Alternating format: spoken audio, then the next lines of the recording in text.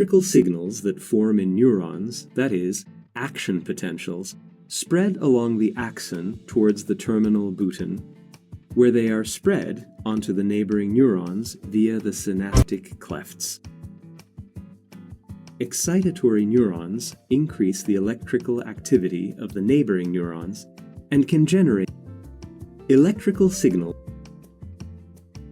that form in neurons, that is, action potentials, spread along the axon towards the terminal button, where they are spread onto the neighboring neurons via the synaptic clefts. Excitatory neurons increase the electrical activity of the neighboring neurons and can generate an action potential in them. Inhibitory neurons, however, reduce the electrical activity of the neighboring neurons and thereby prevent the formation of action potential in them. In most synapses, chemical substances known as neurotransmitters transmit signals between neurons. Therefore, these are called chemical synapses. In chemical synapses, when an action potential reaches the terminal button, synaptic vesicles release neurotransmitters into the synaptic cleft.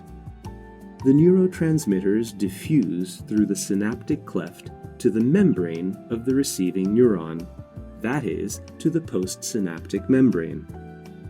Neurotransmitters attach to the ion channel receptors in the postsynaptic membrane. Their attachment opens up the ion channels in the membrane, allowing ions to flow through. The more neurotransmitters are released, the more ions flow through the ion channels.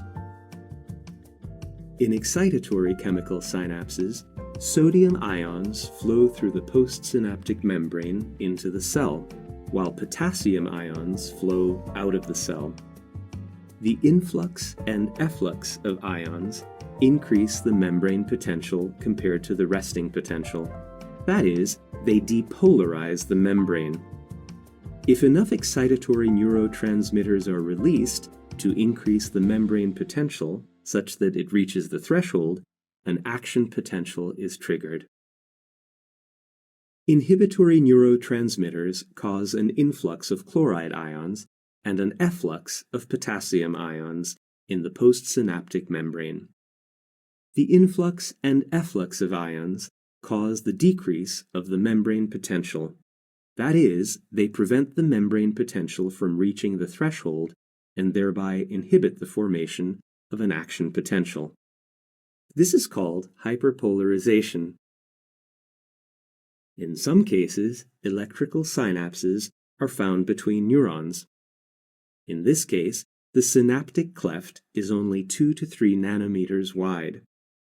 In electrical synapses, the membranes of the neighboring neurons are connected by connexons. These are composed of connexin proteins and act as ion channels. Action potential can spread without any synaptic delay via electrical synapses.